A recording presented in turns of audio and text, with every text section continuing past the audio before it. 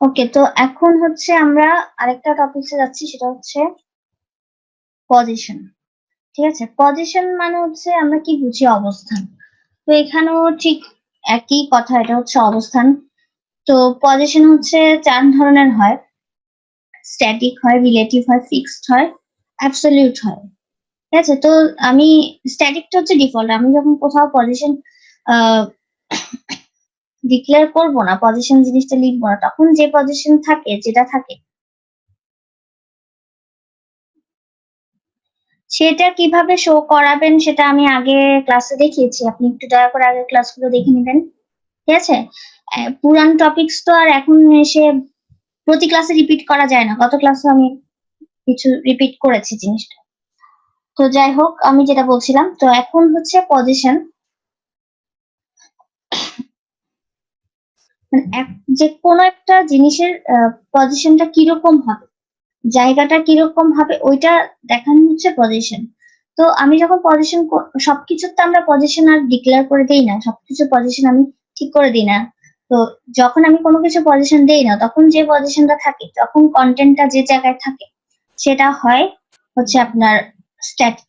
ঠিক আছে, এরপর রিলেটিভ আছে, অ্যাবসলিউট আছে, ফিক্সড আছে। আমি ফিক্সড পজিশনটা দেখাচ্ছি কিভাবে একটা কোন এক জায়গায় একটা পজিশন, কোন একটা কন্টেন্টের পজিশনটা আমরা ফিক্সড করে দিতে পারি। প্রথমে আমি একটা ডিভ নিয়ে নিচ্ছি, ক্লাসের নেম দিচ্ছি পজিশন।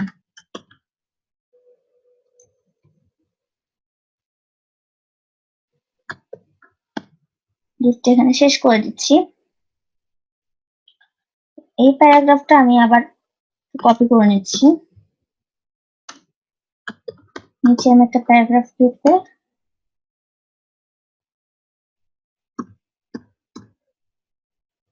প্যারাগ্রাফটা কয়েকবার কপি পেস্ট করলাম। কেন করলাম এটা একটু দেখবেন আপনারা।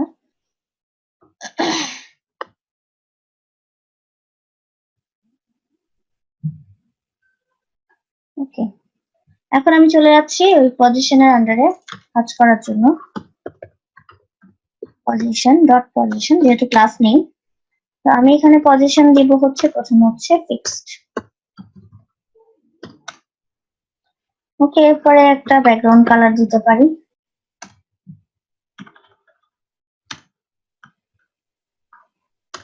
যে কোনো একটা ব্যাকগ্রাউন্ড কালার দিলাম। ফন্ট সাইজ দিতে পারি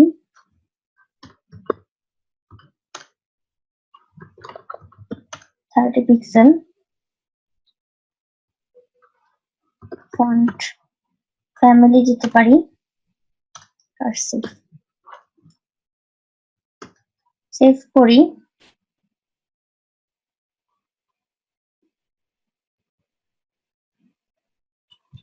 আচ্ছা, আরেকটা জিনিস হচ্ছে, আমি পি এর জন্য একটু পি যে প্যারাগ্রাফ যেটা দিয়েছি ওইটার জন্য দিলাম 20%, মানে মূল পেজে 20% উইথ এটার হবে।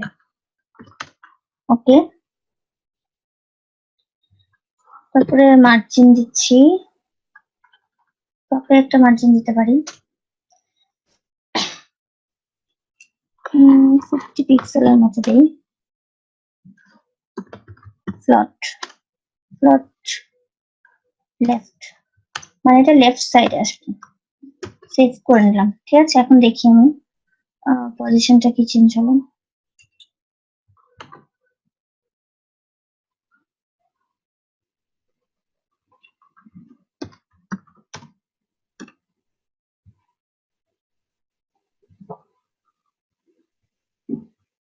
ওকে, পজিশনে চলে যাচ্ছি।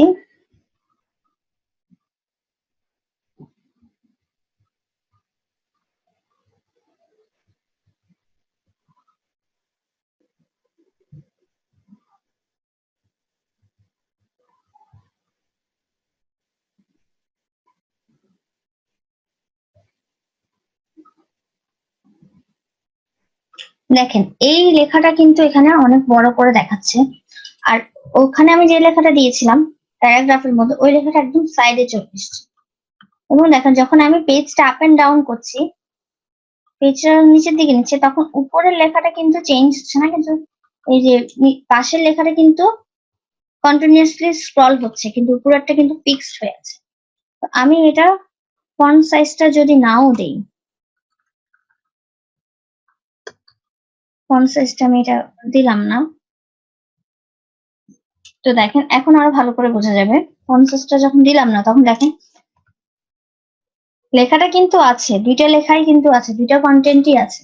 একটা লেফট সাইডে চলে এসেছে ফ্লট লেফট দেওয়ার কারণে, আরেকটা হচ্ছে আমি এটাকে ফিক্সড করে দিয়েছি। পজিশন যখন ফিক্সড দিয়েছি, এটা ফিক্সড হয়ে গেছে, এটা এখানে থাকছে।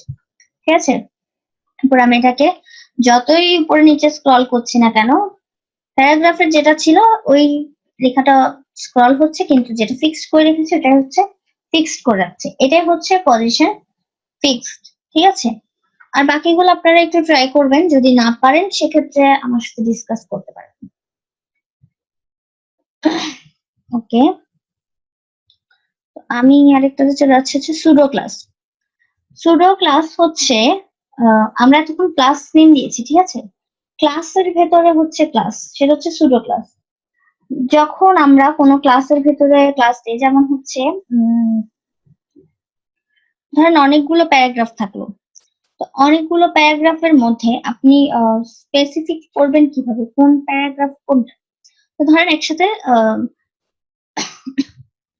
উম, ধরেন হেডিং হেডিং 6টা থাকে, তো ঠিক আছে, তো হেডিং এর যখন 6টা থাকে, তখন 6টা হেডিং এর মধ্যে তো H1 H2 H3 এভাবে করে 6টা হেডিং আছে, তো ওই ট্যাগটা দিয়ে আমরা ডিফাইন করতে পারি যে কোনটা কোন সময়, মানে কোন আমরা কোন হেডিং এর জন্য কোন ডিজাইনটা নিচ্ছি, কোন স্টাইলটা করছি। ঠিক আছে, কিন্তু যখন প্যারাগ্রাফের ক্ষেত্রে আসে, তো তখন কি আমরা আর প্যারাগ্রাফ গুলো ডিফাইন করতে পারি? তো সেক্ষেত্রে আমরা কি করতে পারি, প্যারাগ্রাফ গুলোকে সাব ক্লাসে ভাগ করতে পারি। যখন আমরা স্টাইল করতে চাই, তখন প্রথম প্যারাগ্রাফটাকে ফার্স্ট হিসেবে ধরে, মানে 1 2 3 4 এভাবে করে আমরা একটা সাব ক্লাসে ভাগ করতে পারি। এই সাব ক্লাস মানে ক্লাসের ভেতরে ক্লাস, ঠিক আছে, এটাকেই বলা হচ্ছে আপনার সিউডো ক্লাস। এটা শুধু প্যারাগ্রাফ বলে কোনো কথা না, লিস্টের ক্ষেত্রেও হয়, টেবিলের ক্ষেত্রেও হয়। লিস্টের ক্ষেত্রে হচ্ছে আপনার লিস্ট যখন আমরা করি, তখন হচ্ছে অনেকগুলা লিস্ট একসাথে আইটেম একসাথে থাকে, তো প্রত্যেকটা আইটেমের জন্য যদি আমি আলাদা আলাদা করে কালার দিতে চাই বা স্টাইল করতে চাই, সেক্ষেত্রে আমি কিভাবে করবো? সেক্ষেত্রে আমি এইভাবে সুডো ক্লাস দিয়ে করে ফেলতে পারি। তো প্যারাগ্রাফের ক্ষেত্রে হচ্ছে সুডো ক্লাসগুলো আবার কিভাবে দিতে হয়, এগুলো এক একটাকে চাইল্ড ধরতে হয়, first child, second child, third child, এরকম। তো সুডো ক্লাসের ক্ষেত্রে ধরেন বা একটা ওয়েবসাইটে প্যারাগ্রাফ কিন্তু একটা দুইটা থাকে তা না, প্যারাগ্রাফ অনেকগুলো থাকতে পারে।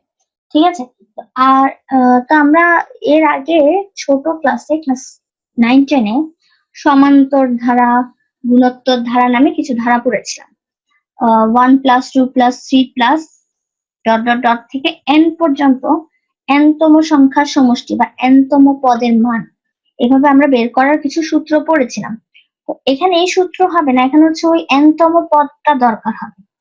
কারণ হচ্ছে আপনি first child, second child, third child, fourth child এভাবে করে কিন্তু লিখতে পারবেন না।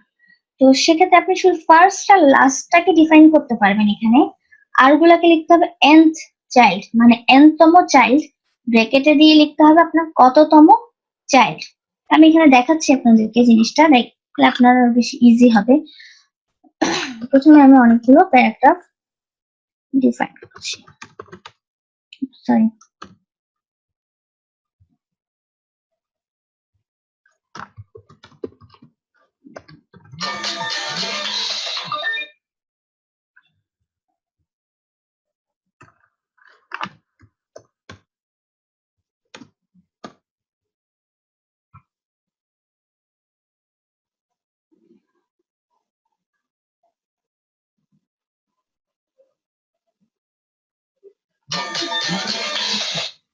একটু লাইনে থাকেন।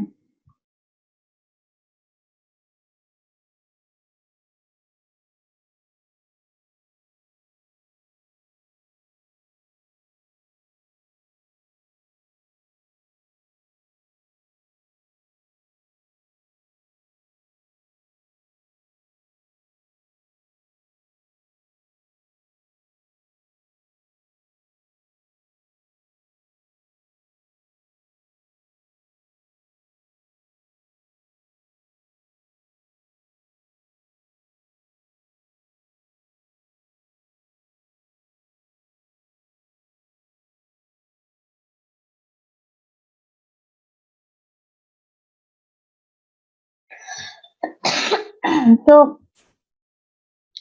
আজকে মনে হয় আমরা এই টপিকসটা শেষ করতে পারবো না। ঠিক আছে, এই টপিকসটা তাহলে আমরা নেক্সট দিন শেষ করি। ওকে, এখন আপনাদের কোনো কোয়েশ্চেন থাকলে সেগুলো আমাকে একটু বলেন। এই টপিকসটা আমি নেক্সট দিন শেষ করব। আজকে একটু লেট হয়ে যাবে এটা টপিকসটা শেষ করতে গেলে।